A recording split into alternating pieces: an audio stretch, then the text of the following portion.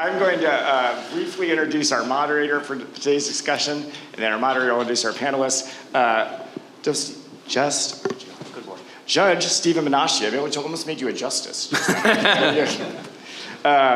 Was appointed to the U.S. Court of Appeals for the Second Circuit on November 14th, 2019. Previously served as Special Assistant and Associate Counsel to the President in the White House and as Acting General Counsel at the Department of Education.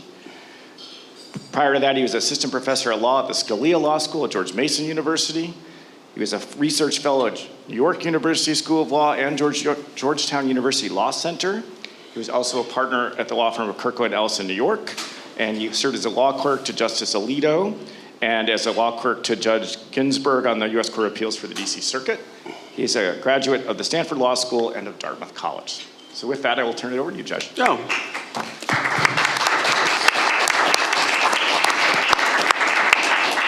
Thanks very much, Brian, and welcome everybody to our panel on Federalism and Broadband Spending, Finding the Right Approach. So the pandemic seems to have accelerated the push for universal broadband access, and our panel is going to explore the ways in which the federal government and states and private actors play a role in the development of broadband networks, and how the FCC's Universal Service Fund and related programs can facilitate deployment and adoption, and whether those programs might be reformed.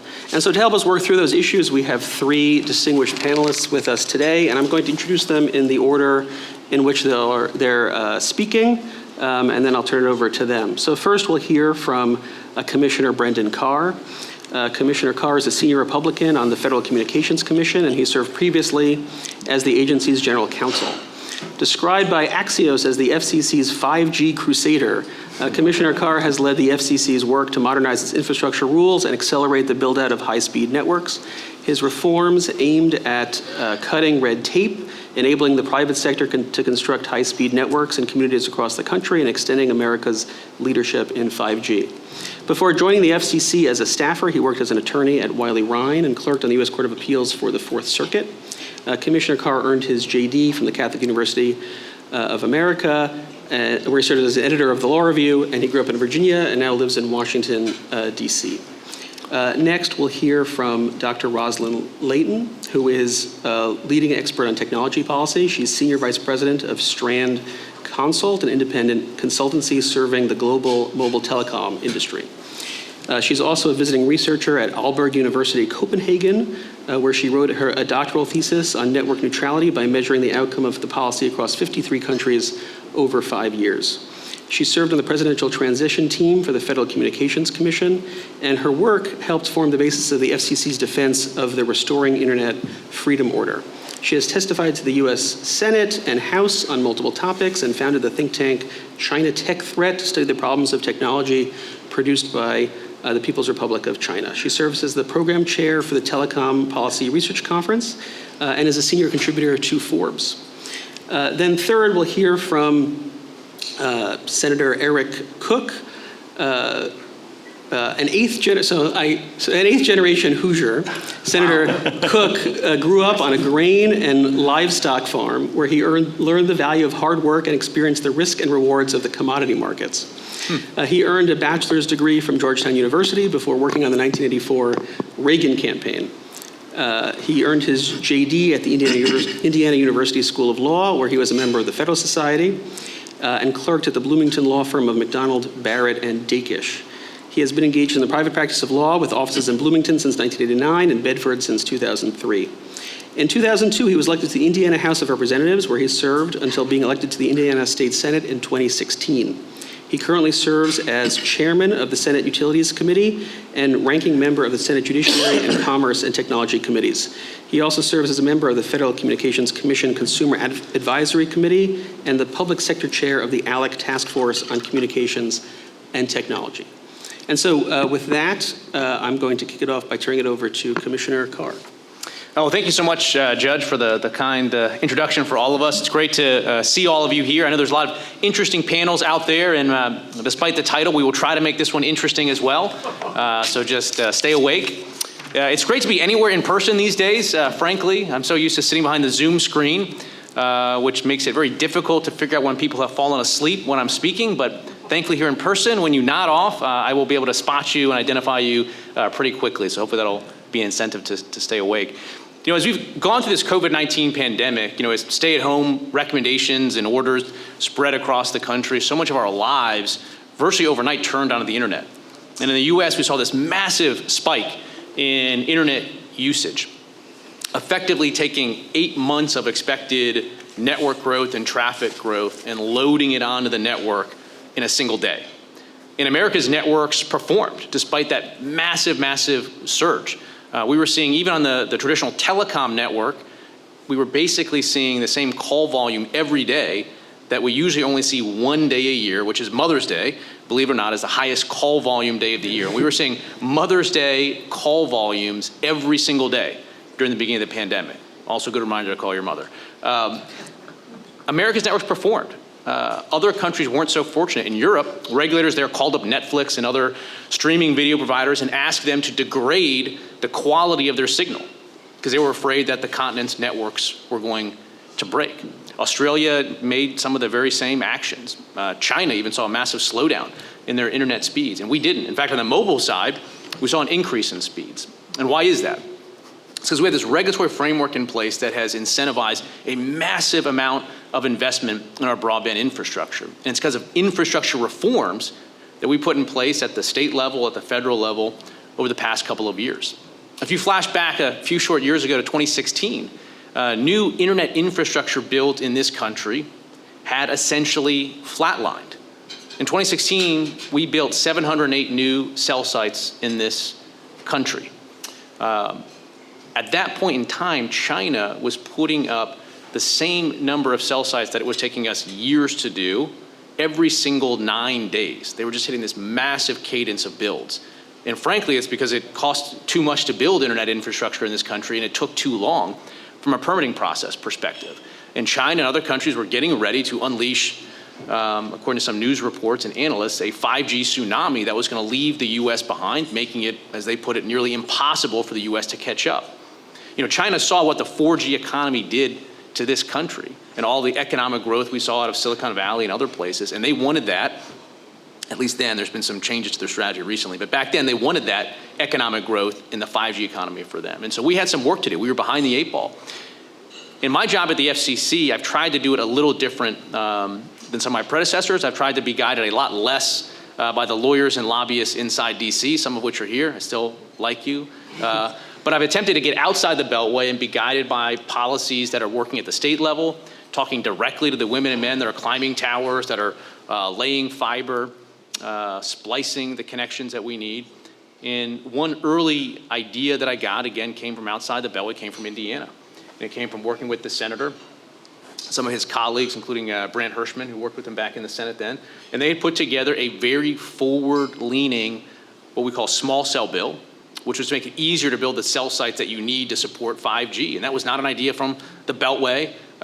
It was an idea from Indiana. And Indiana back then was putting up more cell sites than you were seeing in Silicon Valley because the regulatory framework mattered. I went to a small town just outside of Indiana, Fishers, Indiana, met with the mayor, Scott Fadness, and he took me on a tour. They had 67 small cells in this small town of Fishers, Indiana, at a point in time when the capital of Silicon Valley, San Jose, was putting up a goose egg of 0 small cells, which I pointed out to Mayor Liccardo, and he enjoyed that on Twitter when I made that point. So the idea is we looked at what was working in Indiana in this bill that they got across the finish line. We put that in place at the federal level, and what happened? We went from 708 cell sites in 2016 to over 46,000 cell sites built in 2019 alone. Internet speeds in this country tripled. We leapfrogged 20 countries on the global mobile speed index for downloads. We had more miles of fiber get built out than ever before. And we established a leadership position in 5G. And thankfully, because that's good generally, but it was particularly good as COVID hit. And that's why we were able to withstand that surge in demand that came with COVID. There were so many more families that were able to keep their kids educated remotely when their schools closed because of all the connections that get built out from building on the ideas that came from Indiana. So I was proud of that. And right now, as we've had COVID, everyone has realized how important connectivity is. And we've never had a funding commitment at the federal level to truly get the job done. By some estimates, we need about $80 billion. These are high-end estimates. You can poke a lot of holes in them, but $80 billion to finish the job of bridging the digital divide. The reality, though, is if you look out the federal agencies right now, just the core ones that touch on broadband infrastructure, between commerce, education, agriculture, Treasury, and the FCC, right now, over the last year and a half, we have had budgeted or we've appropriated within ourselves $800 billion that are eligible for broadband infrastructure. Now, they can be used on other infrastructure as well, so I don't want to oversell it, but that could be used on broadband infrastructure. So we need $80 billion by high-end estimates. We have $800 billion sitting there waiting to go, but we've got it stuck in the pipeline. We're not getting that money out into the field, and now we've got this new infrastructure bill that's passed with $65 billion additional dollars. And my greatest concern, and unfortunately I think it's inevitable at this point, is we are barreling towards a broadband blunder. We're going to waste such a significant portion of that $800 billion, and we are not going to have made enough progress bridging the digital divide. And this is one area where federalism is going to be so important, because at least with respect to the $65 billion, the states are going to have a big role in administering those funds. It sort of cuts the FCC out of it, which is fine by me. I don't get a cut of the money going through the FCC. It's fine. But we got to stay very coordinated at the federal and state level, because we've got a lot of entities with a lot of dollars, and we can't afford to have them dumping on top of each other, overbuilding each other. I wrote a letter in July to the cabinet secretaries that had that funding, Ed, Ag, Treasury, Commerce. The ones that got back to me, most of them just told me to pound sand, but I didn't even respond, which is fine. I get politics these days. The ones that did respond to me, it wasn't very comforting. They said, we're not even tracking how much of the money that's going out the door is going to broadband, let alone where it's going, what speeds, what technologies, what coordination, just the threshold. We don't even know how much of this $800 billion that we're shoveling out the door is going to broadband. That's a problem. And I've tried to flag it, and I've tried to talk about it, but again, it's largely inevitable. We're going to have this massive, massive waste, fraud, and abuse. And it's not entirely too late, but we do have to tighten our coordination. Separate apart from the $800 billion, we historically fund internet infrastructure builds in this country through a process called the Universal Service Fund. And you may not know about this, but if you look at your cell phone bill or your traditional telephone bill, there's a line item charge added there every single month. It's actually a 30% charge right now. We at the FCC collect that monthly charge, stick it into the Universal Service Fund, and that creates about a $9 billion a year fund. And right now that fund is unsustainable because that revenues associated with your telephone bills keep declining, so we keep increasing the charge. So now it's 30%, again, it started at 6%. 30% charge on your bill is added to create $9 billion. That fund is in a death spiral. And so what I propose is we should look to large technology companies to start contributing for the first time into this fund. And it would stabilize the fund, it would take that 30% charge off of your bill.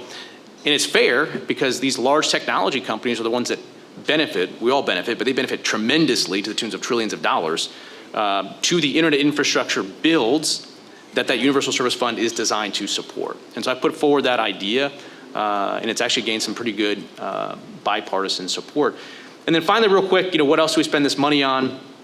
One thing I've been advocating for is to make sure that we take an appropriately tough stance with respect to communist China. For years, we allowed that Universal Service Fund dollars to go to subsidize the purchase of Huawei, ZTE, and other spy gear and go right into our network. And we took some action in the last couple of years to crack down on that. But we had this Huawei loophole that allowed entities that, you couldn't take federal dollars and purchase this Huawei box and put it in your network, but you could use your own private dollars, purchase the same Huawei box, stick it in the same place in the network. And it was this massive loophole. Thankfully, we worked with members of Congress, and a bipartisan bill passed, both the House and the Senate, and President Biden signed that bill just yesterday, and that's going to give us some additional authority to make sure we close that Huawei loophole so we don't get additional insecure gear put in the networks. So with that, I'll sort of move on, but that's a quick overview, sort of where we are with internet infrastructure in terms of build out, some of the funding issues, and where I think we need to go to make a more sustainable model in getting big tech to finally contribute a fair share. Thanks very much, Dr. Layden.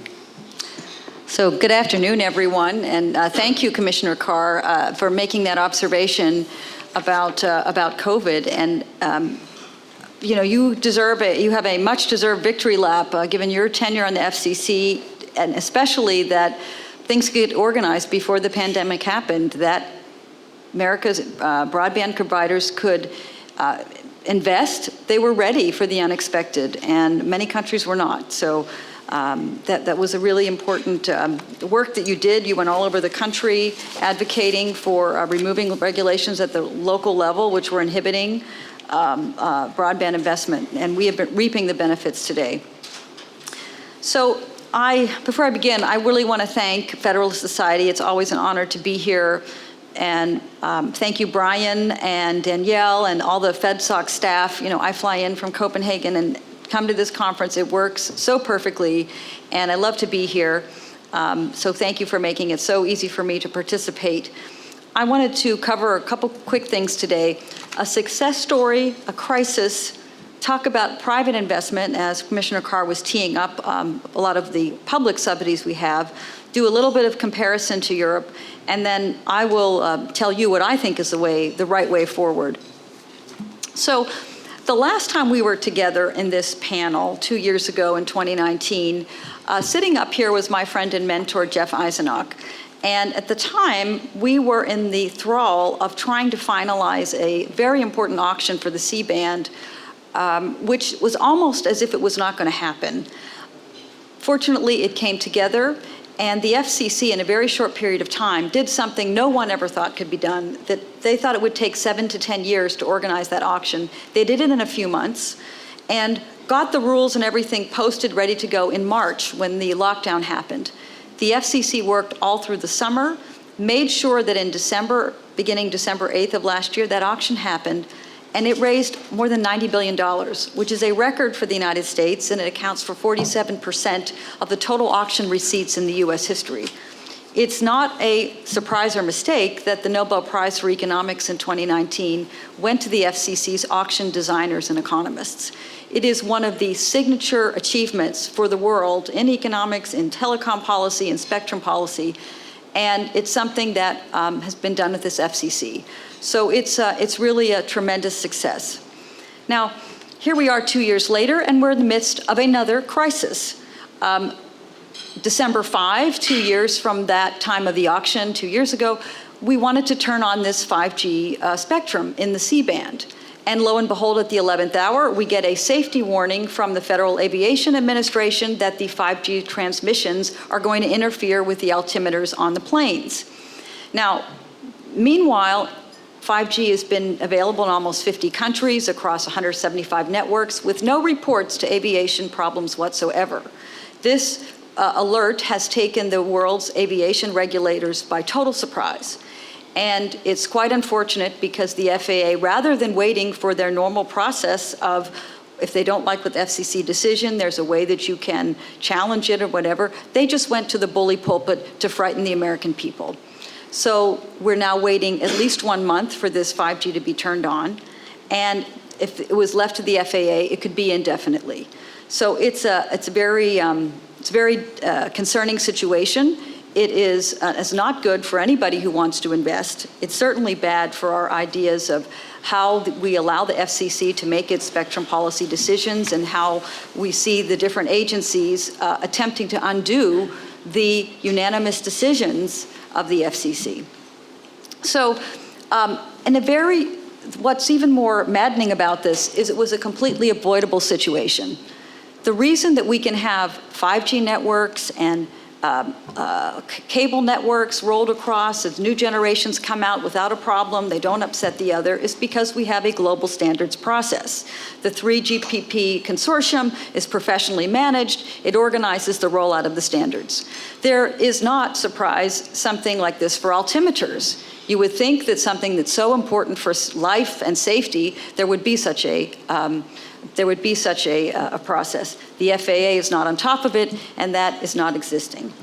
So in a larger picture, the other issue here is that what's even more amazing is that the US has been able to become such a leader under the circumstances that our spectrum policy, outside of the success we have with the FCC in commercial spectrum, 2/3 of our most valuable natural resources, our radio waves, are essentially held by federal agencies. So if you want to talk about the administrative takings or the regulatory takings, just look at the radio waves. They have been held by agencies which have never paid for them. They're not transparent about their use. They're very inefficient. And this hasn't changed for about 100 years. So those of you who want to join me in this and trying to challenge that and see that we can have a viable commercial spectrum policy, please see me after this event today. But that is our crisis today. And we're going to continue to see anytime a new technology, a new wireless technology emerges, new spectrum, we're going to have every other federal agency who fears that their holdings or their equipment, which is obsolete, is threatened. They will attempt to undo, whatever way they can, the FCC's lawfully and unanimously made decisions. So let's take a step back for a moment. If we look at that $90 billion auction figure, quite staggering.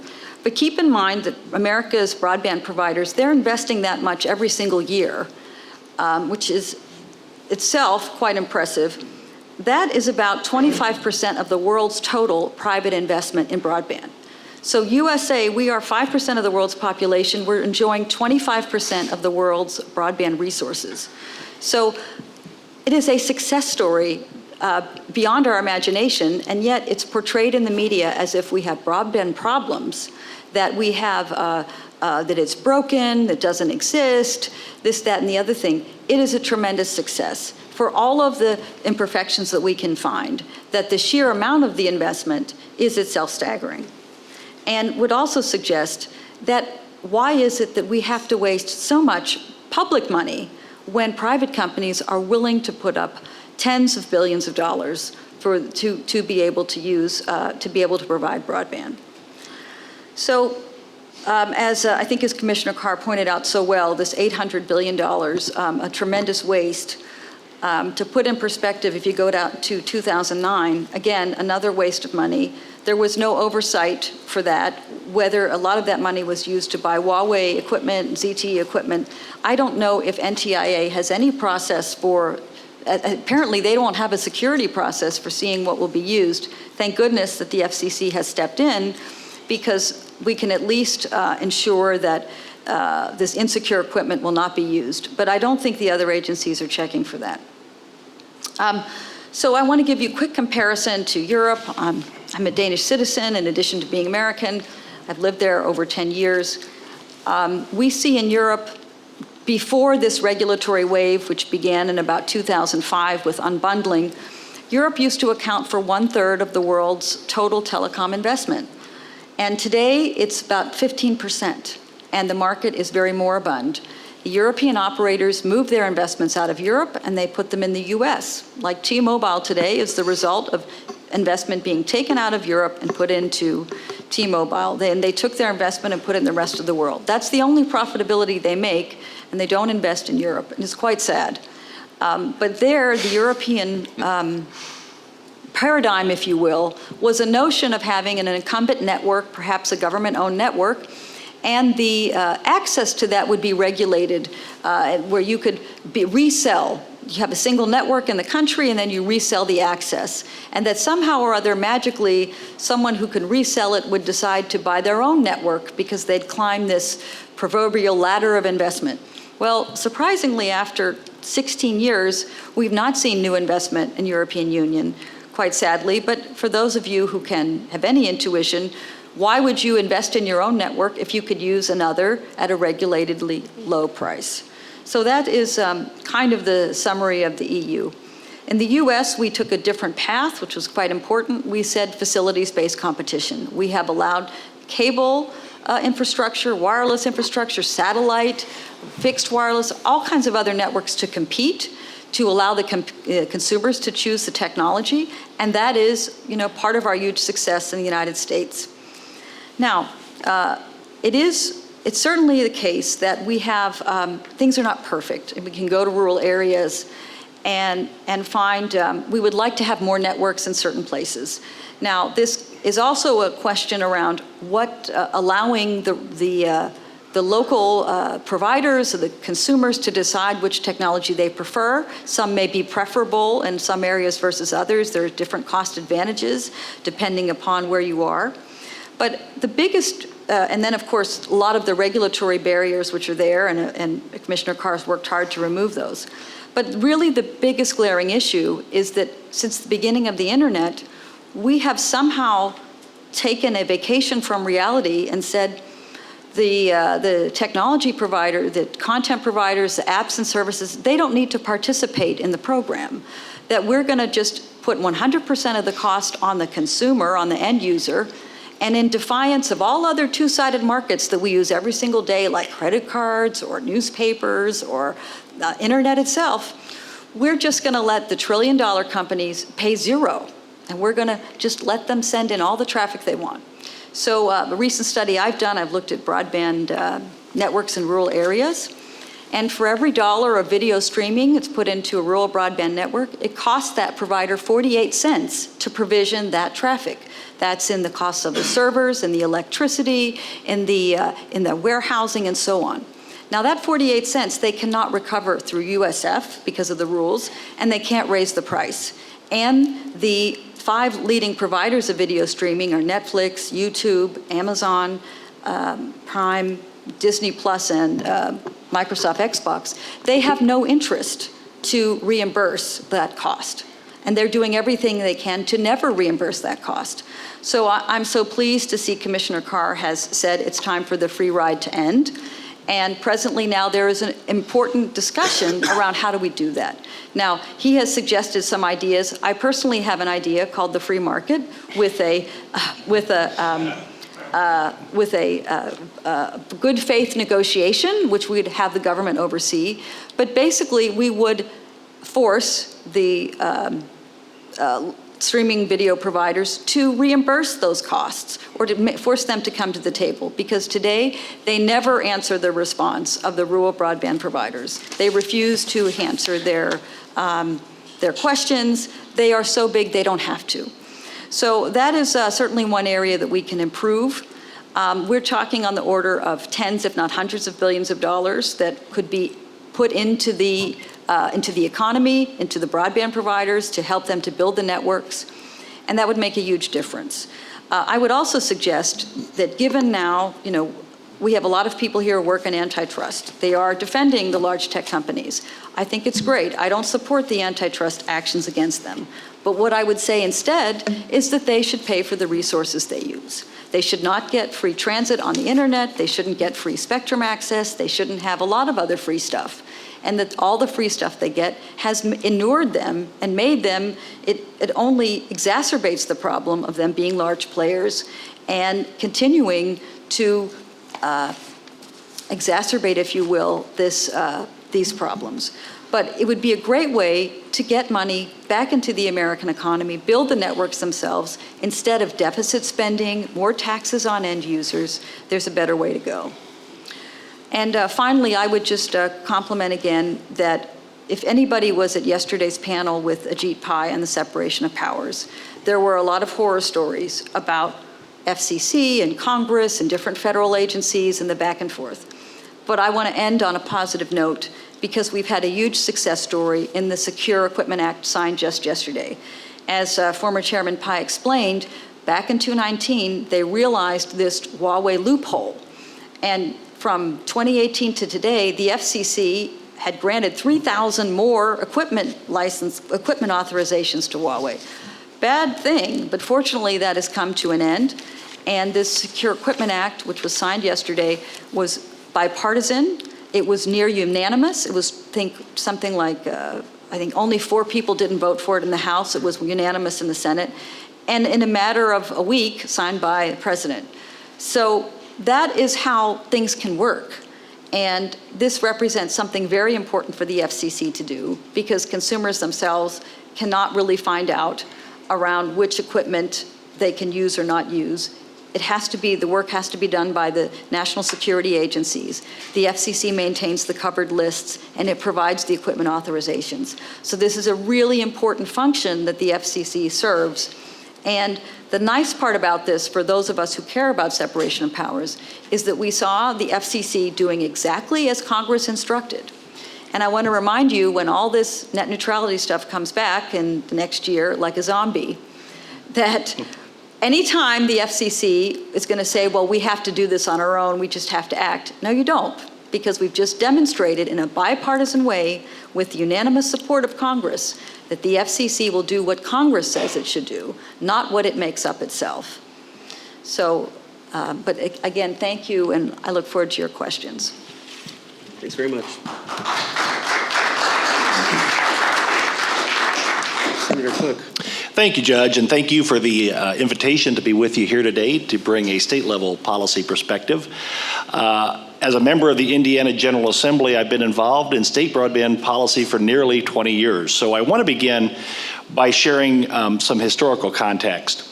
I can recall as a freshman member of the House of Representatives in 2002 being assigned to a new standing committee called the Technology Committee, which was the first time we took a look at broadband from a public policy perspective at the state level in Indiana. I can remember finding out then that no one had any idea where broadband was and where broadband wasn't in Indiana, largely because the telecommunication providers closely guarded that information as a trade secret, understandable. From there, we developed a mapping process that promised confidentiality to industry, but the maps generated, however, still weren't very useful in the absence of policy direction. In 2006, we became one of the first states to deregulate telecommunication services in a race with Texas, as I recall, who was going to be first. Deregulation was phased in over a 3-year period starting in 2006, and rates and charges for retail telecommunication services in Indiana were fully deregulated as of July 1, 2009. That legislation, importantly, made a statutory finding that, quote, competition has become commonplace in the provision of telecommunication services in Indiana and the United States, close quote. And that competition would become the substitute for state regulation of rates, charges, and service quality. In other words, we moved to market regulation. The result of that deregulation was an early and significant influx of investment in internet-based telecommunication services, albeit with most flowing to the most densely populated areas of our state and beginning the digital divide with the more expensive to serve rural areas. As Indiana entered the next decade, broadband policy moved front and center as both a political and economic development issue. Later, it would become, in addition, a quality of life issue, particularly in rural areas. Then access to high-speed broadband would ultimately be viewed widely as a basic necessity, or in essence, a utility service such as electricity or water, with an expectation that government action should fix market failures to bring high-speed internet to all at affordable prices as soon as possible. So that was the context within which our policy over the past decade has developed. As chairman of first the House Committee on Energy, Telecommunications, and Utilities, and later, presently, chairman of the Senate Utilities Committee, I applied certain principles as we made broadband policy that continue to be relevant to today's policy conversation as we appear to be on the cusp of an unprecedented amount of federal funding earmarked toward broadband. So, here are a dozen policy pillars that have worked well for us and which I think provide a sound guide for state and federal broadband spending. First, we promoted local deregulation at the local level. In 2015, we created a broadband-ready certification process for local communities to use to send a signal to the telecommunications industry that that community has taken steps to reduce barriers to broadband infrastructure investment, barriers that we had identified. Specifically, things like the appointment of a single point of contact for all matters related to broadband development projects, the establishment of procedures to allow for the electronic submission of all forms, applications, and documentation required for a broadband development project, a requirement that all permit applications are approved or denied within 10 business days after they are filed, and an assurance that all inspections related to a broadband project will be completed in a timely and expeditious manner. These procedures must also prohibit the unit of local government from requiring the designation of a final contractor to complete the project, imposing a fee to review an application or issue a permit, imposing a seasonal moratorium on the issuance of permits, and discriminating among communication service providers. Currently, 56 Indiana communities have become broadband-ready communities. Second, we require skin in the game. Recently, we established a state fund containing approximately $270 million. Providers submitted letters of intent for 250 projects covering more than 140,000 customer locations, requesting over $600 million in funding. However, our program guidelines require providers to have 20% skin in the game to get those grants. Third, we don't support government competition with private capital investments. For many years, it was fashionable in many states to fund municipal broadband, and in many cases, it led to taxpayer bailouts. We didn't go down that road and won't. Fourth, we don't subsidize overbuilding. We don't subsidize one company overbuilding another's facilities. To protect against this, we have a challenge process built into our grant program. 5, we leverage the existing electric infrastructure of our rural electric membership cooperatives, the REMCs, by allowing them to use their electric easements to provide broadband and themselves get into the broadband business. And this, more than anything, has done more to bring broadband to our most rural areas in the last few years.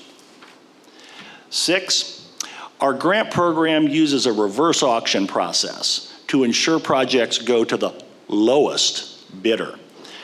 Hoosiers without broadband access, and we define that as none or speeds below 25.3, use a portal to report their need, creating a reverse auction among interested providers.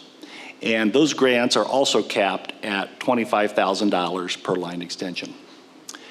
7, no double dipping. We prohibit state funding for projects that are receiving federal funding. 8, improved mapping, and we thank the FCC for its work on this, has enabled better allocation of funds. Previously, as you probably know, if one address in a census block had internet access, the entire census block was considered served for mapping purposes, and this led to a lot of confusion, delay, and misallocation of resources. 9, we reduce administrative delay and costs by adopting a dig once policy that removes barriers that often prevent providers from deploying broadband or wireless facilities within highway right-of-ways. 10, although we specify minimum speeds for grant eligibility, we are technology neutral so as to avoid locking into outdated technologies. 11, we protected our nation's security by prohibiting public funds from being used to purchase equipment manufactured by an entity designated as posing a national security threat to the integrity of our communication network, you recognize that language, or communication supply chain under an FCC rule. And we've had more comment on that today, Huawei, ZTE, and others. And finally, number 12, we ensure accountability and fiscal integrity through legislative oversight by an annual audit of the broadband program conducted by our State Board of Accounts and reporting directly to the state legislature. These initiatives demonstrate that states, if allowed to innovate, can design criteria to ensure prudent and responsive management of broadband infrastructure funding. In our case, that was a market-based approach that followed the removal of existing regulatory barriers at the state and local level, and with vigorous legislative oversight of the process. So with that, thank you for the opportunity to share Indiana's story, and we look forward to your questions.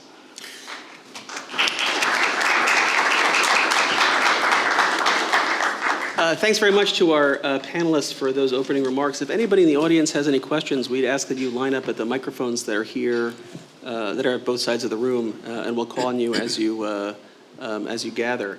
I guess in the meantime, I'll just throw out for the panel, since the topic of the panel involved federalism, maybe I could ask you to reflect a little bit on the strengths and weaknesses of our federalist system. So my understanding is that there have been some critics who unfavorably compared the U.S. to other systems because they think that broadband infrastructure is a problem that needs to be centrally planned and addressed. And so we've had a little bit of a hint from the comments that we've had so far about some coordination problems between the federal government and states. And I wonder if if there's some strengths to it or if it's something to be overcome. Why don't you start? Yeah. Well, it's interesting from a couple perspectives. One is there was some effort, including within some factions inside the Trump administration, that were sort of floating this idea of attempting to sort of nationalize the wireless networks. That they saw What we all saw in 2016, 2017 was that we were falling behind China, and some people thought that we should try to out-China China and sort of centrally planned and control and have a nationalized wireless player. Even some later said that one response to Huawei would be for the U.S. government to purchase one of the equipment vendors and help them compete with Huawei. So we saw some efforts to do that, and obviously we rejected that at the FCC and doubled down on sort of America's capitalist entrepreneurial system. The other tension we saw, it goes to what I mentioned with Indiana, which was at the federal level, we put in place guardrails that put limits on the fees that state and local governments could charge to build internet infrastructure, and we imposed shot clocks on their actions. We had some people, I mean, look, I get it. Whenever you have someone in Washington telling a local regulator you can't charge X to review a small cell permit and you got to act within Y shot clock, there's going to be tension between federal and state. And there were people that said, we are, preempting too much. We're not respecting the role of state and local officials. And so there was certainly some tension there. But to your point, we were looking at a need for a nationwide build out of 5G. And the reality was there were some big must-serve cities like San Francisco, like San Jose, like Manhattan, and New York City, that were charging just exorbitant rates because carriers had to go there. And to some extent, God bless the local officials there. They could charge, and again, San Jose's was charging $1 million just for carriers to sit at a table and then negotiate high per site fees to build 5G. And again, God bless San Jose that they had the luxury to do that. But what that did was it sucked up capital that was needed to go to the outlying smaller and rural communities. And so we had to step in, obviously we thought rightfully so, at the federal level, and regulate there. Again, building off of the ideas that we learned in Indiana. That was challenged, went to the Ninth Circuit, and we won that case on the idea that we did have the authority to do that. So yeah, there is some tension there between our goal of a federal build and sometimes the local interest in maximizing the amount of money that they can get while also getting 5G. But thankfully, I think we struck the right balance there by looking to some of the state laws. Does anyone else have reflections on this federalism question? Well, I would just point out, living in the European Union, one of the advantages we have in the U.S., we have a truly federal system, which is important for mergers and acquisitions. One of the challenges in the European Union is that there'll be different authorities. It will be Brussels or your national competition authority, depending upon if you want to make a merger. And I think something's very important. For example, T-Mobile and Sprint merged. That could happen. It took a while. It was almost many states were opposed to that. But that's quite important from the 5G perspective. But when you look at, if you stand back and say, if you look at the United States, you have 3 5G networks covering entire USA. That does not exist in Europe today. You have so many multiple carriers, they're covering their particular country. That's not pan-European.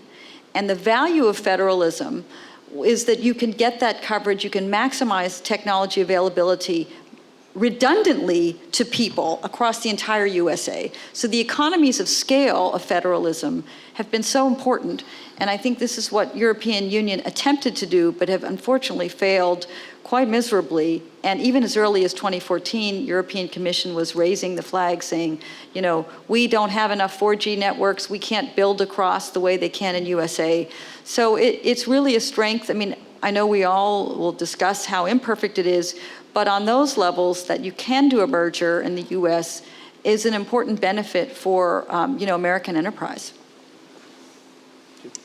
I would just add, in addition to the traditional federalist tension between states and the federal government and state legislatures, we have our relationship with our local units of government. And as I mentioned in our work, we found in many cases, sometimes intentionally, sometimes unintentionally, local units of government erecting barriers, to these objectives. And so we went through a process, as I talked about, that identified those barriers and gave them the opportunity to remove them. So for us, it was this 3-level approach.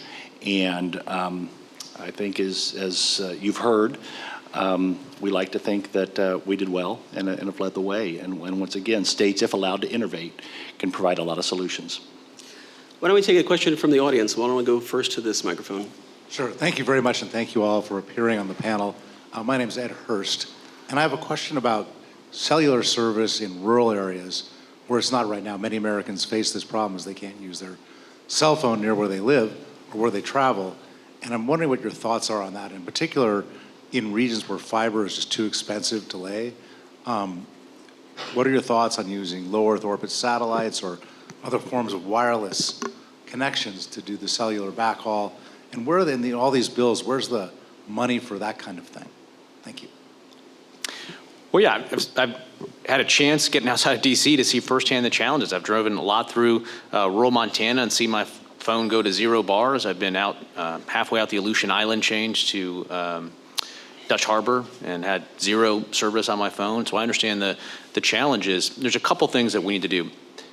One, your point about technologies, we've got to be technology agnostic. There was a big push early on in the Biden administration, put a very heavy thumb on the scale for fiber and effectively only fund fiber solutions. And I think that's a very big mistake. We have to leave every single solution on the table. I think low Earth orbit satellites are going to play a role. It's not going to be a massive portion of the population that's going to get on there, but when you're looking at that 1% to 2% of the most difficult to serve cost-wise, that's important. Again, when we talk about $80 billion, $40 billion was the estimate to get 98% of the country fiber.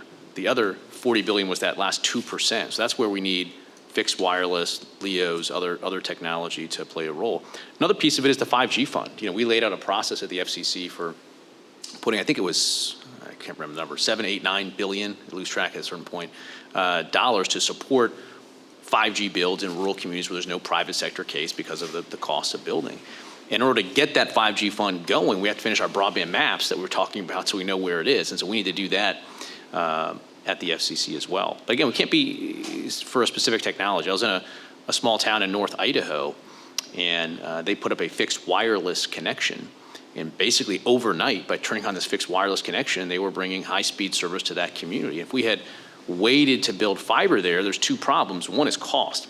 It was about $350 per household for fixed wireless, whereas building fiber was $3,500 per household. Big difference.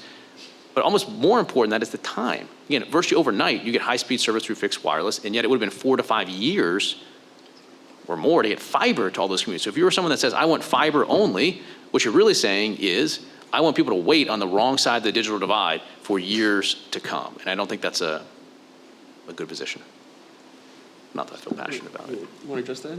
Yeah, just briefly, you know, like many states, we have any number of what I would call mom and pop rural wireless providers popping up and kind of even sometimes without even any subsidy filling that niche. So one reason, you know, we're technology neutral in our policy is this isn't a silver bullet, it's a silver buckshot, you know, solution.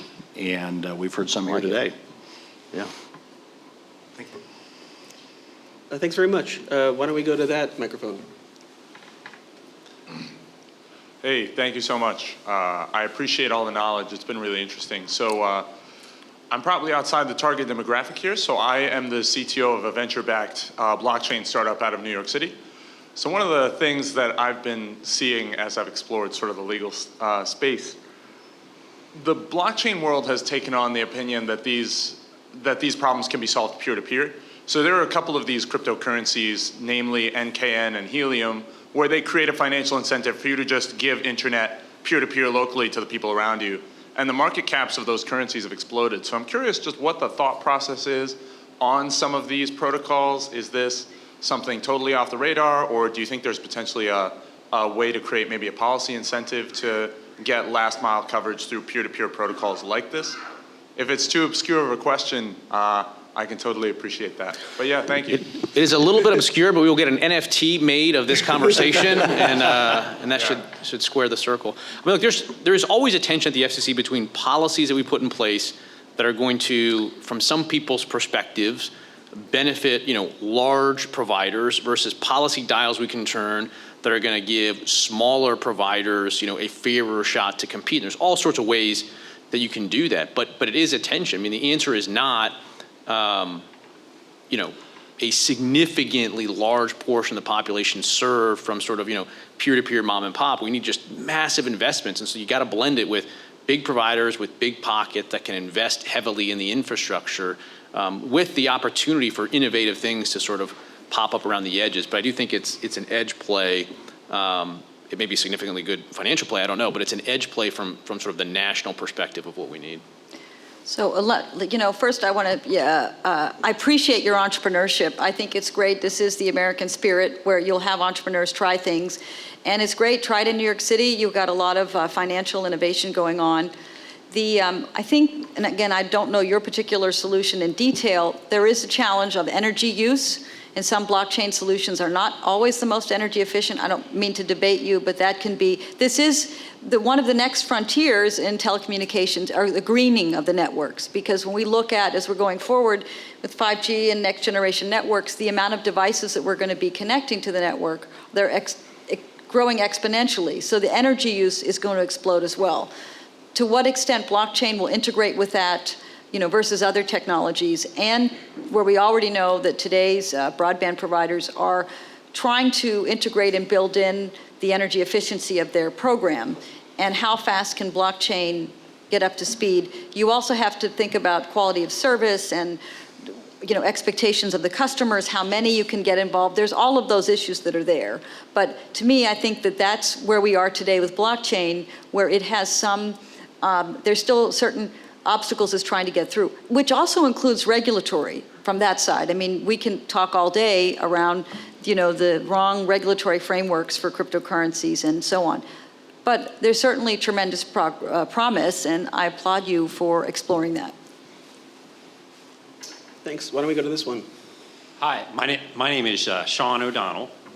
I am a municipal attorney for a small city, rural area. We have a lot of farmers that want the broadband technology for their precision farming. And as background, I used to write a lot of wills and do criminal defense.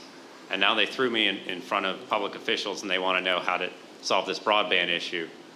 So I don't know, but this is very enlightening. Thank you. My question is, how would you advise them? Is there a way that anything that small communities can do so that we don't get left behind? Should we shred our zoning codes?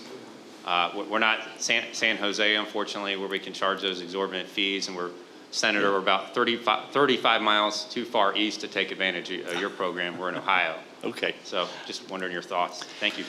Yeah, it's a great question. I mean, look, farms and ranches have just massive needs for internet connectivity, and most people don't really think about that. If you think about precision ag, I think a lot of people conceive of, a weather vane or a soil sample monitor that has like a small amount of data. But the reality is, every single plant, you can extract something like 18 gigabits worth of data from it between different sensor technologies, imaging technologies to sort of really take advantage of precision ag. And to put that in perspective, that's about double the amount of data that the average smartphone user does every single month. So the way to put that in perspective, if you look at, an acre of cropland, conceive of every single plant in your mind as a smartphone. And that gives you a sense of why we need high capacity service in rural communities. And I was outside of Indianapolis, Arcadia, Indiana, went to a farm out there, among many other ones. And, these combines and other farm equipment right now are basically, mini data centers. So we got to get high-speed connectivity there. There's a couple ways to do it. One, there's never going to be a private sector business case to do that, which is why we have the Universal Service Fund, which is why we have the 5G fund. Regulations matter. Again, Fishers, Indiana, small town, got small cells and investment there because they rolled out the red carpet through modernized zoning and other sort of regulatory frameworks. The other piece of it is, again, look, we've got $65 billion that's going to come down from the BIF that the president's going to sign on Monday. And again, a significant portion of that is going to go to states. And so you need to work with your state, with Ohio, with the governor's office. Hopefully they have a broadband office there in the governor's office.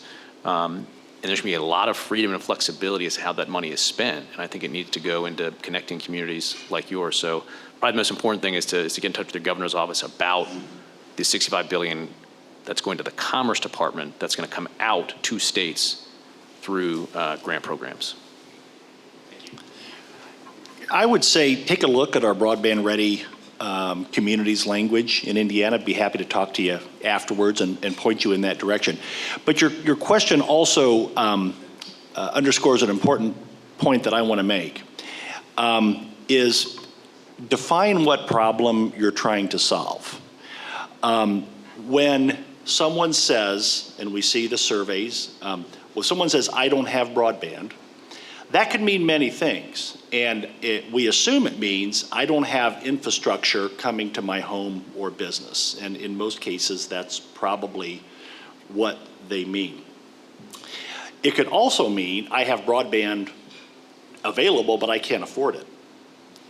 It could also mean I have broadband available, but the speed and service quality are not what I need to do what I do, or my family needs to do what they need.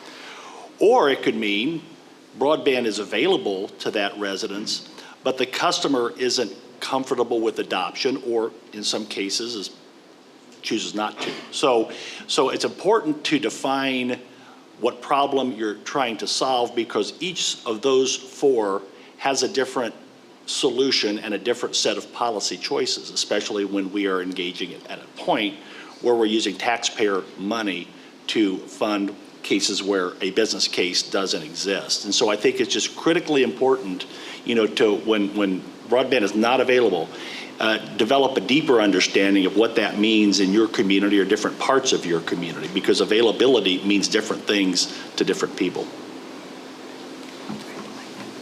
Why don't we go there? Thank you. Brooks Harlow, Technology and Communications Law. So I'm officially a telecom nerd with Commissioner Carr. I don't really have a question, but we got time, so I'm going to throw this out.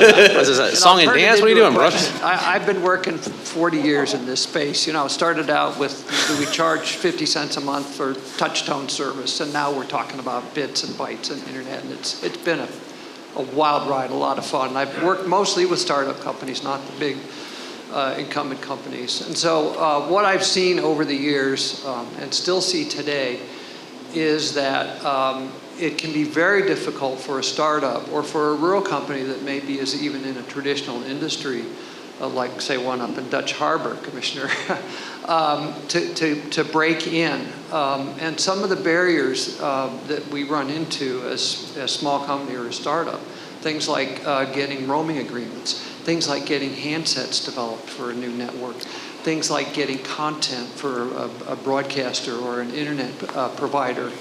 And what I think I see, I'm not an economist, but what I think I'm seeing is that large companies that may not be monopolists from the perspective of the Sherman Act, because they're big, but they don't have, they maybe have 3 or 4 competitors. But nevertheless, they're effectively monopolists when some little company that has 300 or 400 customers comes to them, because they just don't care. You don't even show up on the radar screen. Getting their attention and getting them to do what you need to do can be really difficult. And then in other areas, new technologies can be a threat. If you're going to bust the paradigm, maybe shake up the industry, if you get a toehold, there may be a resistance to dealing with these startup companies. So, all right, let me try and turn that into a question. Basically, what are your thoughts on small companies and startups? And, do you think that the existing laws, the fair trade laws, the antitrust laws, the communications laws, are those adequate to enable these companies to get a toehold and to serve rural America and to provide new kinds of services and more competition? Or do we really need to go to Congress and see some changes? Thank you. Thanks. Well, let me answer a better question, Brooks. Friendly amendment accepted. Exactly. Well, let me answer it this way, which is sort of talk about it from the technology perspective, but to talk about it from sort of the big tech perspective, right? Which is, in my view, we're living in a situation which we've never had such a wide gap between power on the one hand, that's wielded by these large technology companies, and accountability on the other. It's just a massive goal. And I do think that we need to change competition policy. I think we need at least some updated thinking on the antitrust side. I've not weighed in on whether we need new standards or whatever, but I do think we need some updated tools to look at these companies through different competition lenses, because we don't have slow-moving monopolies anymore. It's not like you're building a railroad and you can see it happening and the amassing of power is slow and visible. In the digital space, you can get to gatekeeper power, if not monopoly power, and scale to it so quickly. And so much of our thinking in doctrine is about regulating, identifying slow-moving, slow-building monopolies. And so I think that's a challenge for regulators and a challenge for the doctrine. I do think that we need to step in. The FCC has a role. I think we need to provide updated guidance on Section 230. I think we need to look at state law and federal law about imposing affirmative anti-discrimination obligations on large technology companies. And I think that there's a lot of running room left for us as conservatives to say, look, the idea that, government is the greatest threat to individual liberty is still there. The government is the only one that can exact capital punishment, that can put you in jail. And I think conservatives have rightly been so focused on that, particularly coming out of the 1980s from sort of the libertarian thread that sort of influenced a lot of conservative thinking. I think that what that resulted in was blinders to there is an additional threat to individual liberty. Yes, it's government, and yes, the solution of the 80s of shrinking government was a good way of doing it and getting the government out of our business.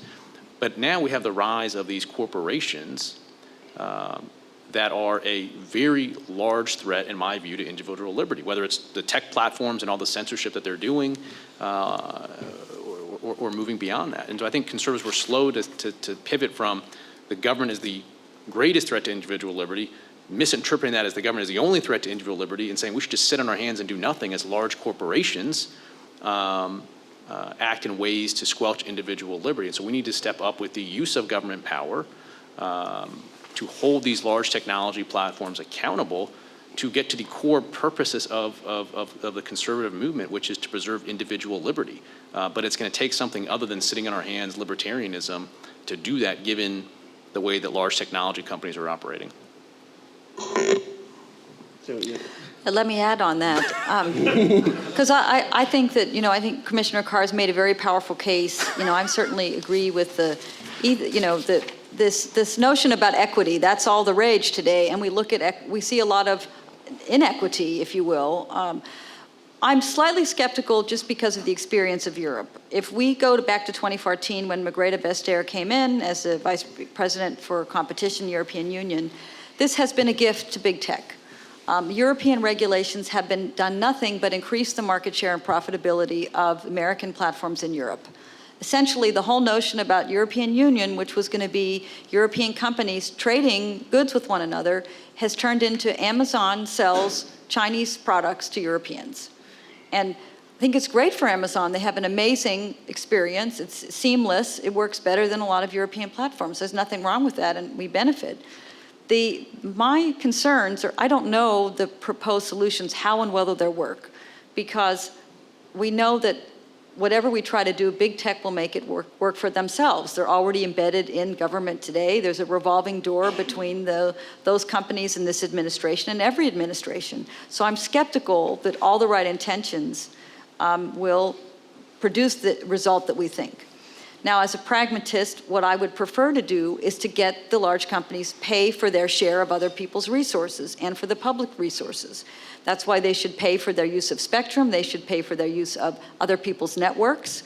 I'm not a copyright or copyright person. I know there's issues there. So I'm less excited about regulating them, and God forbid we make another monstrosity digital platform regulator. That Federalist Society will have to make a whole new section to deal with that. I'm sure all of you would send your kids to college on that program. But I guess what I'd say is I'm more interested to get them to contribute to our society for the use of our resources. And that is a way to get the money in the economy, rather than thinking that we can somehow regulate it to make it fair. There may be some combination. Well, can I just ask, related to that, I know that you had this study that said that about 75% of the traffic on all the broadband networks were from the streaming services, from these big streaming services like Netflix, and upwards of 94% of the cost that's associated with expanding them is attributable to that. So does that, I understand that we have this idea that means maybe we should ask the streaming services to contribute to the cost, but does it also suggest that maybe the whole policy should be reevaluated somewhat? I mean, is it really a priority to increase access to streaming services? Maybe there should be a narrowly tailored public policy that doesn't just build up this infrastructure for these companies. So thank you for asking that, Judge. I sit in Copenhagen and I study internet policy around the world. And what I have found when I look at traffic studies is you see so many, on one level it's wonderful. That most of the 99% of the world's traffic goes to 1% of the world's destinations, and they're largely from USA. Now, increasingly Chinese, which itself is a form of competition, even though they don't play by our rules. But I think the point that the judge is raising is an important one. As it is today, the downstream traffic on wireline networks is overwhelmingly going to 4 or 5 destinations. Now, you could change that if those companies decided to reformat some of the design of their services. It could become more efficient. Of course, they invest a lot in that today. Short of redoing all of public policy, what are the incentives for them to make their traffic more efficient or to support the cost of the network? The interesting thing, which I think a lot of people don't realize if you take an 80-20 view of our networks, the socially valuable part of our networks, public safety and education and the work, Upwork and all this kind of part, takes up very little data. Some of the most valuable communications you'll do will be a 2G SMS or a 3G SMS that you could make. But that doesn't require high speeds. So we have, in some ways, our definition that we always just have to have higher speeds and at a low price, that is benefiting just entertainment. If we look at traditional telecom policy, we've talked about universal service, it's not supposed to make entertainment universally available. And a lot of what's behind the whole broadband push, the $65 billion, is a reward to the entertainment industry that is not deserved, that especially when they're not paying for any of it. If you actually thought about provisioning the networks for what's socially valuable, you might begin to look at the technologies a little bit differently. You may be more flexible about the speeds. It could also help, as we talked to this gentleman here in Ohio, what's socially valuable may be precision agriculture, not having more Netflix available in this, not that I'm saying there's something wrong with that, but if you prioritize, you may have a different outcome. Quick example, Greenland, 50,000 people. They have been doing telemedicine since 2008.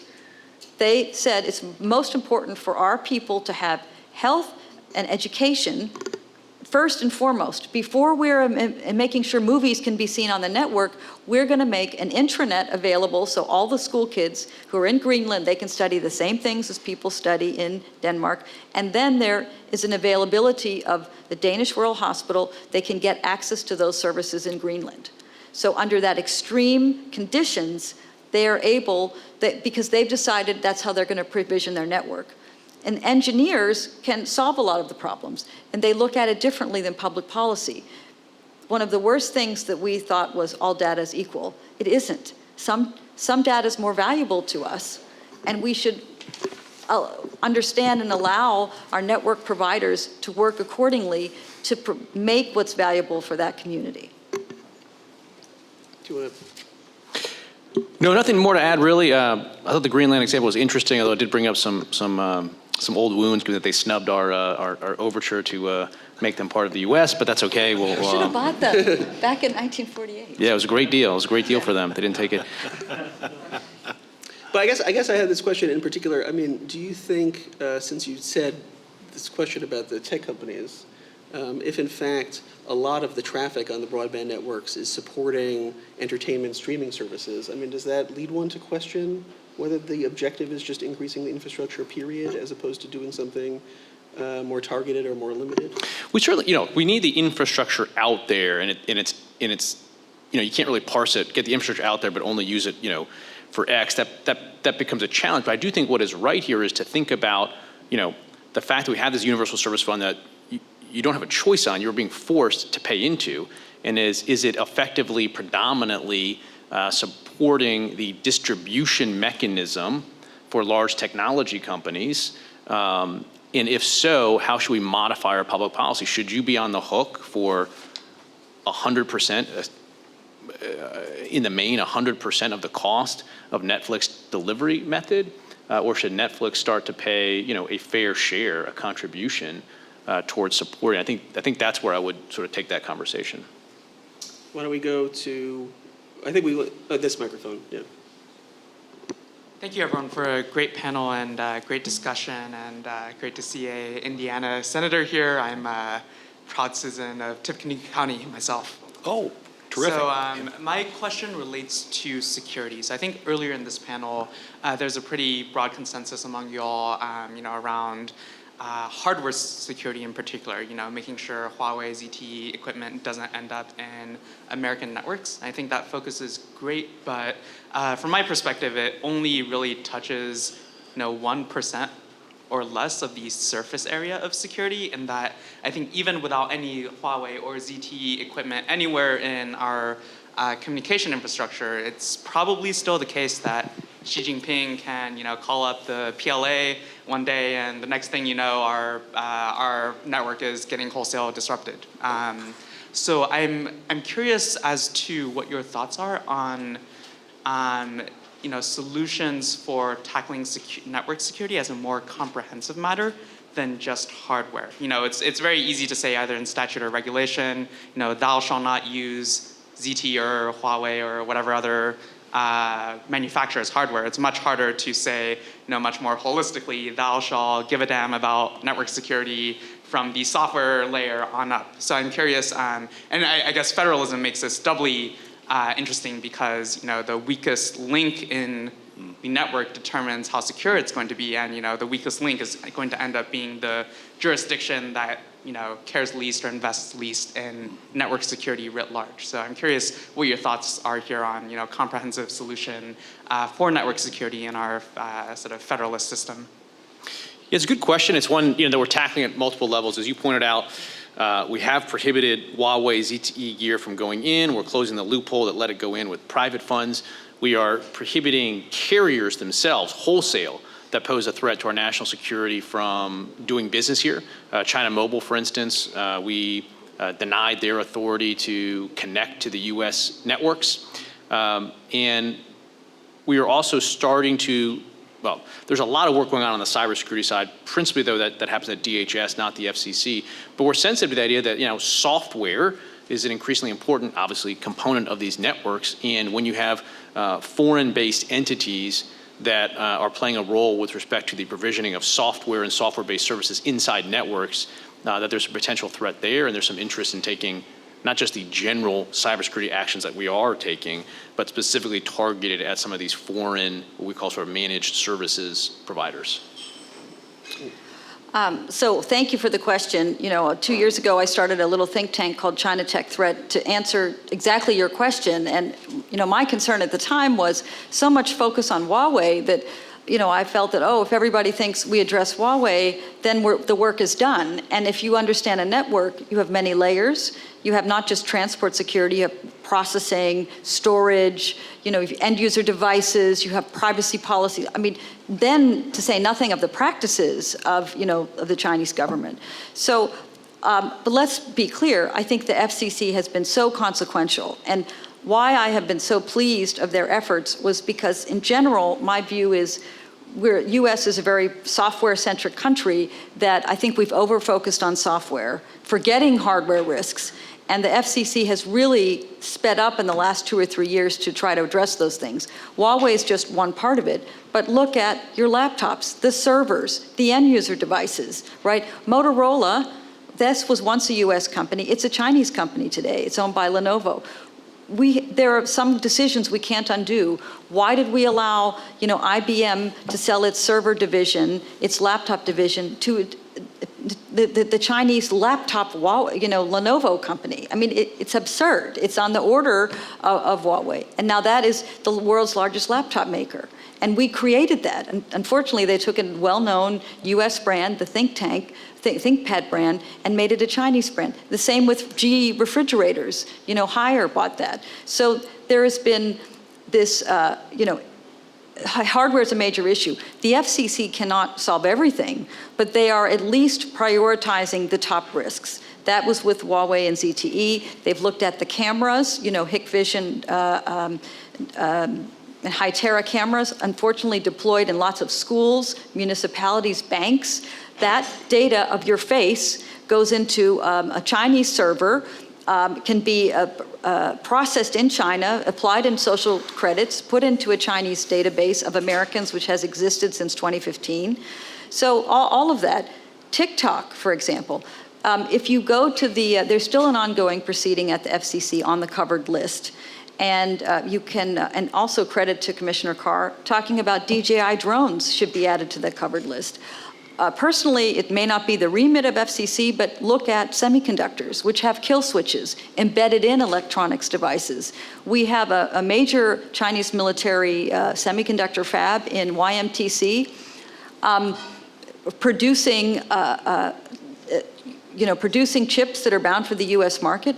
We are allowing top-end semiconductor equipment to be sold to them in violation of our export control rules. So there's a lot to be done there. I think your point is correct. The FCC is doing what it can. You don't want to get so nihilistic to sort of throw in the towel the same way the Air Force CTO who just resigned and said, it's a game over, China's already going to win. I mean, there are some people who are just totally despondent. I think the FCC's made very important steps. There's still a tremendous amount of work to do. I hope you'll check out our website, chinatechthreat.com. You'll see where we try to pull together this discussion. This is an area where I wish it could be enough for consumers to make the right choice, but it isn't, because your state government was for a long time buying insecure equipment, and whether you like it or not, puts your personal data, enterprise data, sorts of things in there. So it is really a major problem, and it is really a whole of nation approach where we have to step up. We have other challenges of not making things in the US anymore. Again, this is not the FCC's job to fix, but this is a challenge. I will commend the TIA, Telecom Industry Association, where they have been very supportive of restricting this Chinese government-made equipment, also trying to promote the standards. Other things like looking for vendors that are not owned by the Chinese government, trying to buy those kind of products. There's so many more things that we can do, and then being smarter consumers. So there's really so many layers here to have a secure society. In the past, we didn't care about it. We thought China wasn't a threat, just buy stuff cheap, get it deployed, great. That was maybe the policy at the time. Now we can't live like that anymore. We have to start caring about our security and paying for it.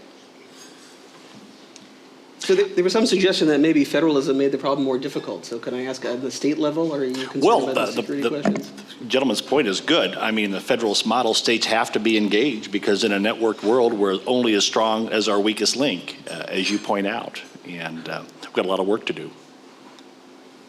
Okay, let's go to this microphone. Great.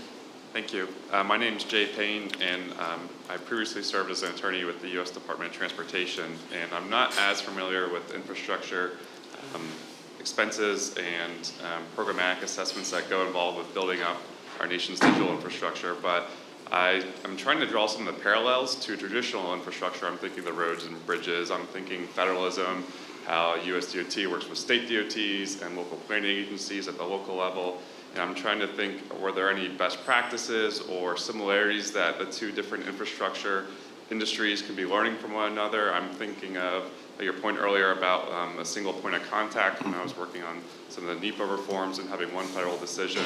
We heard a lot of good feedback from state DOTs that was a very helpful advancement in helping build our traditional roads and bridge infrastructure. So the question is, were there lessons to be learned from either of the infrastructure industries that could be utilized in each other's practices? Thank you. Yeah, I think, look, there's a lot to be learned. I mean, most fundamentally, we have these, dig once legislation. So if you are putting in a road, a bridge, put some conduit in there so that you can later run fiber through it. That significantly drives down the cost. So there's a lot to be learned there. But there's also important differences, most core difference being, of course, competition. And this concept that we should, which is not the point you were making, obviously, but that we should regulate the internet like we regulate utilities because it is so important, is right in the sense that internet is so important, like a road, like a bridge, like water, like power, like sewer, except we want competition for internet. You don't want, competing roads, competing sewer lines, right? You don't have a choice of where your sewer goes. That doesn't make sense. But in the digital space, we want multiple choices. And so we cannot impose the same legal regulatory framework on the internet that we pose on physical infrastructure that is a monopoly service with no choice. And so the conflation of the value to the person of these infrastructure goods with the key difference of wanting competition and multiple providers in the broadband space is something we need to keep in mind. Yeah, go ahead. So, well, thank you for coming to our session. I love it when the different practice groups can slum in each other's sessions. It's a great way to learn. When you study telecom policy, you go back to the railroads because, Interstate Commerce Commission, a lot of American telecom law is deriving from that. And personally, I do study a lot of different transportation infrastructures. And it's quite interesting where there's a lot of regulatory obsolescence across the transportation infrastructures. And so what happens, if you know the story about the ICC, which at its Interstate Commerce Commission at its height had something like 3,000 people, and the Staggers Act in 1980, brought that down to today, what today's Surface Transportation Board is.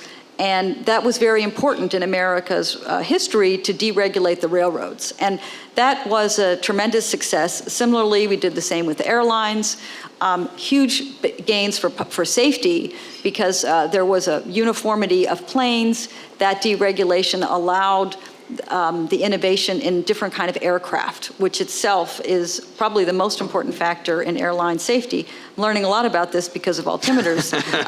I've done the deep dive on that. Right. But the other thing I'd say is what you have going on in transportation today, the same as telecommunications, just as Commissioner Carr said, is intermodal competition. Look at Amazon Prime, where they have ordered a fleet of electric vehicles that are built ergonomically to bring the items to your door. They don't even want to deal with FedEx and UPS. They're just going to have their own trucks. So, that is a fascinating development. I would look at the American Society for Civil Engineers. They have a report card. And what I find so telling about all of the infrastructures in America, what is the best grade of all? You get a B+ for freight rail. What is the difference between freight rail and every other infrastructure? Telecom is not in that study, but the difference is freight rail is privately owned. America's freight rail networks are privately owned. They have a high level of investment. They invest tremendously in safety and positive train control.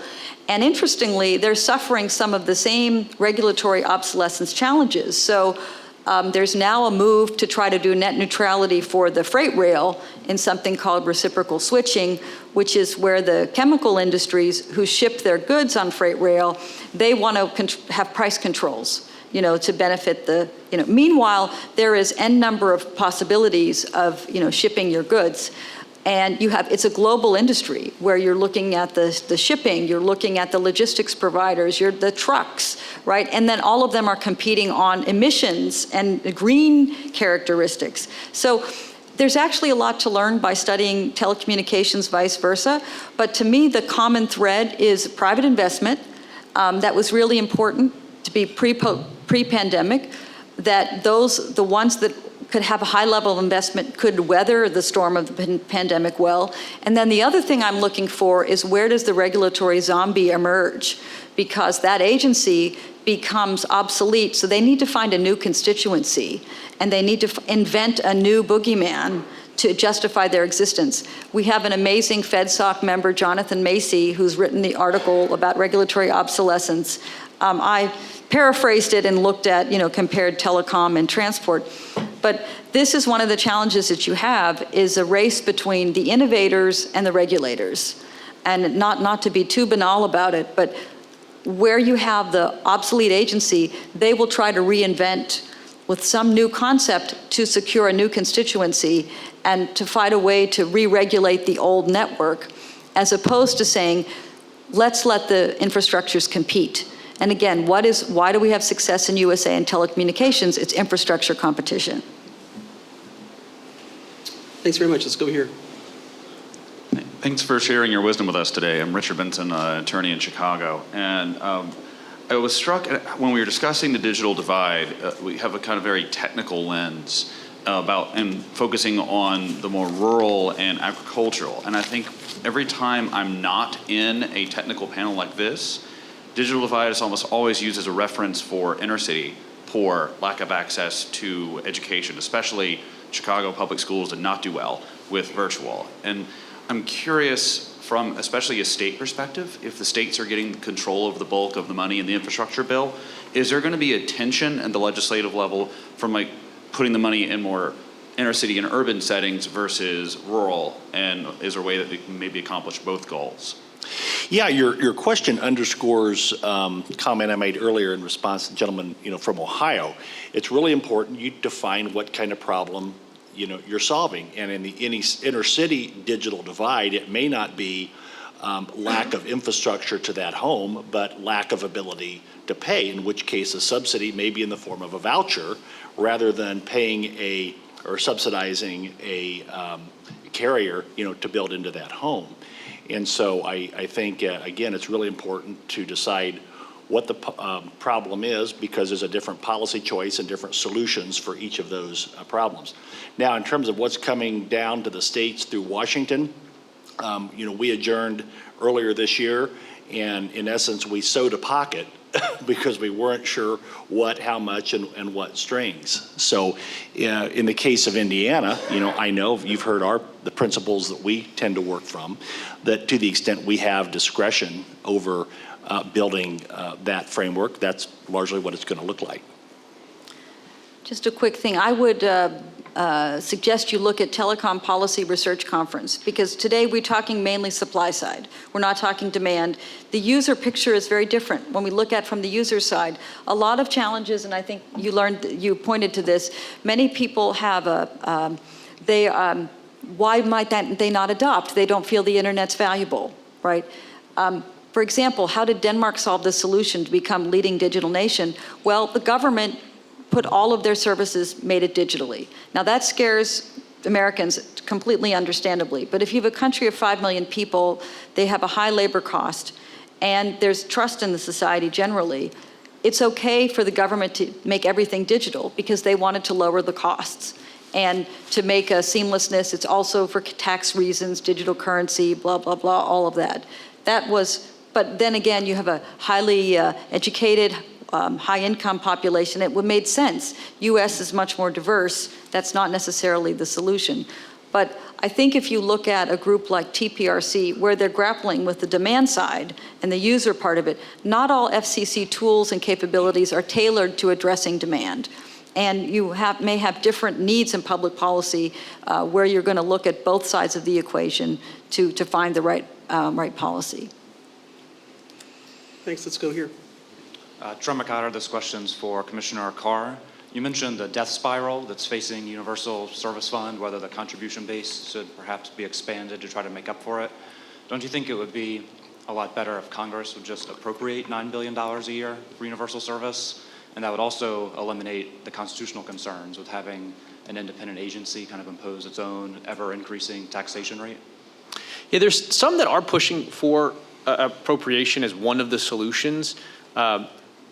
Some components of the death spiral have been slowed because we've seen a lot of appropriations. So just through CARES Act and otherwise, we had $3 billion that went into the Emergency Broadband Benefit Program, appropriated funds. We had $7 billion come in through the Emergency Connectivity Fund, appropriated dollars. That's relieved some of the pressure. The core political decision that was made in the 1990s as to why we funded the way we do, which is outside of the appropriations, is because members of Congress decided that they wanted this outside the appropriation process. They didn't want it to be a political football.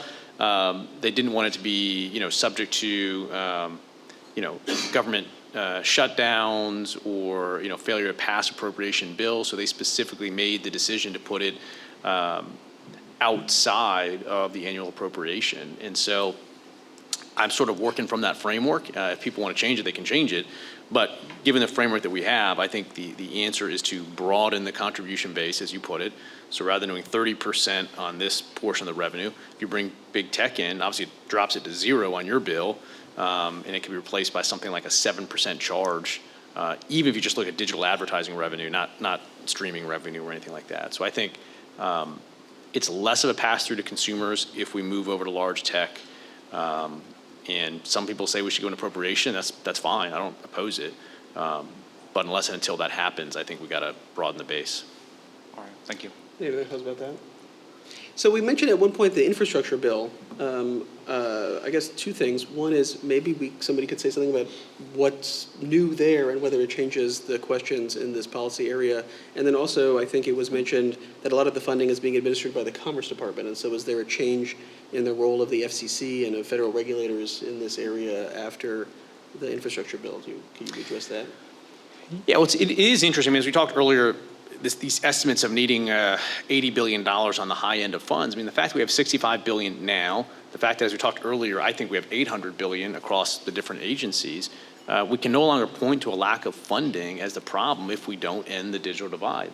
It is going to put a very bright spotlight on policies. If we have the right policies in place, if we don't have massive waste, fraud, and abuse, we can get this done. I mean, I'm reminded of that old Reagan quote about, babies. They have a ferocious appetite on one end and no sense of responsibility on the other. And at this point, we have just poured billions and billions of dollars into this system. If we don't get our act together, there's going to be some problems on the back end in terms of all these programs. Commerce is interesting. Look, the FCC, obviously I worked there, so I'm a little biased, but they were stood up as the expert agency to do this. We have the Universal Service Fund. We do this every single year. We've got, auctions of those dollars. We have oversight mechanisms in place. And so, look, the decision to move this fully inside the administration, I understand why Democrats want unilateral control of those dollars rather than an independent agency where there's Republicans that are on the board that can have a say into how those dollars are used. I get the raw politics of it, and we've done this before. Again, 2008, the Obama era, we're coming out of a recession.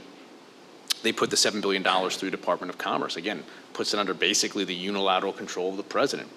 I understand why the administration wants to do that, but the system we've got with the FCC overseeing the distribution of these funds, it's not perfect. We've got problems. But we don't need to hire, 1,000 people where Commerce is going to be stuck having to staff up to distribute those funds. Thoughts on the infrastructure bill, changes for the future? Well, since we're toward the end of the panel, maybe I could ask if anybody has concluding thoughts or they have. I have a question. Oh, sorry, there is a question. That's okay. Why don't we go there? Yeah. My name's John Strand. Isn't there a risk when you subsidize broadband that in those areas which are declared as liable for subsidies, that carriers stop investing in those areas until they can get the subsidies? We've seen that in a number of countries in Europe, that actually where the government in Europe, you have this rule saying you're not allowed to give subsidies for broadband in geographic areas where the carriers have planned to build over the next 3 years. Yeah. And then you do a mapping and you say these areas you can get subsidies, but we can see in those areas the carriers is applying for subsidies, and every year there's not enough funding to give money to all the projects which comes in, and basically we see the carriers stop investing in those geographic areas. Yeah, there is certainly some gamesmanship and some perverse incentives there. If we have an area that is unserved, we are going to prioritize getting service there. And so a provider that says, hey, it's economical for me to serve 2 people in this area, but if I serve 2 people in this area, it knocks out this entire area for federal funds, they will likely pull back, not serve those 2 people, wait for the federal dollars to come in, and then serve the whole area. That's a tough thing to solve, but it is certainly right to say that it's a perverse incentive. And we've got a lot of perverse incentives. We're spending all this money on broadband infrastructure while we're looking to more heavily regulate the entire industry through Title II, and that's like stepping on the gas and the brakes at the same time. And so it's a tough spot. I must say your auction model by saying who can offer the cheapest solution, if you could say that, the most cost efficient, I think that's really an interesting model which Europe could learn a lot from, to be honest. What? But I was going to say, don't you have in Indiana, don't you have something of the rules where you prioritize the areas for investment? Is that right? Yeah, we do. I talked about the online portal we set up that it creates the reverse auction. So you have the lowest bidder, as well as a robust challenge process to prevent that overbuilding that sometimes comes with subsidies. Okay, well, why don't I ask if folks think there are questions we haven't addressed or something you want to say that wraps up or tells us something about the future in this area? Why don't we just go down the line? Well, look, I think there's more running room left with standing up to China. They've taken some strong steps. I think there's more for us to do with the FCC. I think we are going to see a rerun of the Title II playbook. If you all survived the 2017 repeal of net neutrality, it was an interesting political debate. I mean, I think that is one of the greatest examples of false inflammatory rhetoric, the end of the internet. Then there was the wave of people are going to sell your web browsing history. I mean, there's all kinds of false stories that were peddled. And the reality was, our repeal of net neutrality increased investment, led to greater competition. But I think the Democrats are going to look to rerun that heavy-handed Title II playbook. But it's a little different playing field today. There's a saying you can't ever step in the same river twice, and I think that's true here. In 2014, the last time we had heavy-handed regulation of the internet, the idea that an ISP is the greatest threat to a free and open internet had some purchase among at least some quarters of the public. I think flash forward to today, I think people have realized that the greatest threat to a free and open internet is not the mom and pop ISP, but it's the large technology companies that are actively blocking and throttling content, including blocking the sharing of URLs, including Microsoft Bing, to the extent you use that, blocking searches for the Tiananmen Square tank man and the run up to the Tiananmen Square University. So I think the ability to rerun Title II and say we have to heavily regulate ISP because they're a threat to the free and open internet. Meanwhile, these large technology companies are engaging in widespread censorship. I think that's going to be a complicating factor for Democrats as they rerun this play, but I'm confident that they will muddle their way through it. So I completely agree. I think those are great points. I would just like to reflect on having an FCC being a 2-2 and tremendous bipartisanship. I've been so encouraged to see how it's worked really well. And, I would love to see the FCC at 2-1 Republicans and with Mr. Carr there as a de facto chair would be fine with me.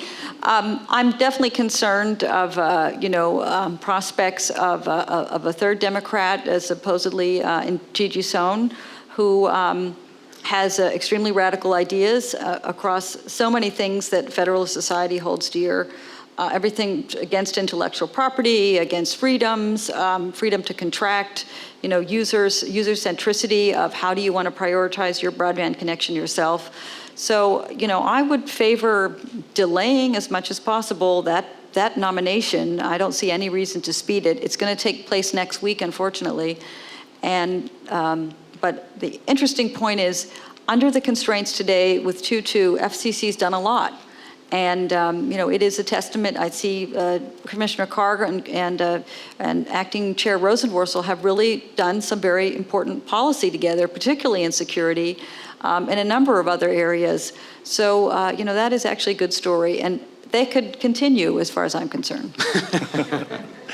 Well, I think states will be watching closely as to what strings the federal broadband dollars are going to have as they come down. And will states be allowed to use a market-based framework like Indiana has or not, or something else? So that I think will be very important to us at the state level as we continue to make policy along the lines we discussed today. All right, well, thanks everybody for the interesting discussion, and please join me in thanking our panel.